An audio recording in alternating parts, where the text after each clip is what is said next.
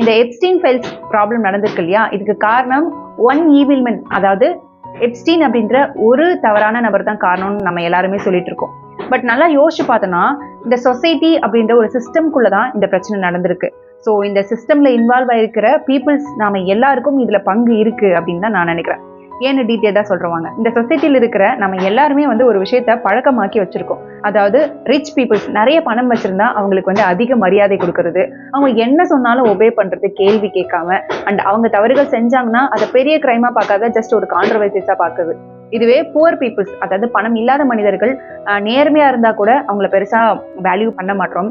And ஒரு பணக்காரர் ஒரு நேர்மையான மனிதர் வந்தா நமக்கு அதிக மரியாதை மாரல் வேல்யூ சார்ந்து அந்த ஹானஸ்ட் மேனுக்கு கொடுக்க மாட்டோம், அந்த ரிச் மேனுக்கு தான் கொடுப்போம்.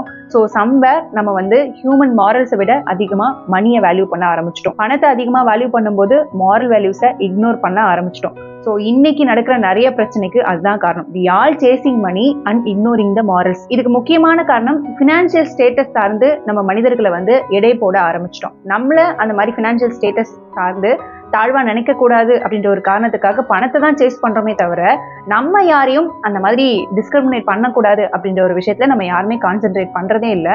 So we all chasing money, we don't want to be in the losing side, and somewhere நம்ம எல்லாருமே மாரல்ஸை இக்னோர் பண்ணிக்கிட்டு இருக்கோம். ஸோ இந்த மாதிரி நம்ம வளர்த்து விட்ட சிஸ்டமோட எக்ஸ்ட்ரீம் அவுட்புட் தான் எப்ஸ்டீன் ஃபைல்ஸ்.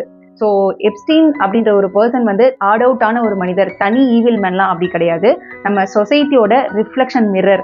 நம்ம இப்போ ஃபாலோ பண்ணிட்டு இருக்க ஒரு மெத்தடோட எக்ஸ்ட்ரீம் அவுட்புட் என்னவா இருக்கும் அப்படின்றத டிஸ்பிளே பண்ணி காமிக்கிற ஒரு பர்சனா, ஒரு நிகழ்வா தான் இந்த எப்ஸ்டீன் ஃபைல்ஸை நான் பார்க்குறேன். இதை பற்றி இன்னும் டீட்டெயிலாக தெரிஞ்சிருக்க ஷார்ட்ஸில் அட்டாச் பண்ணியிருக்கிற லாங் வீடியோவை மறக்காம பாருங்க. Hope you all receive it. Think about this. Thank you to all.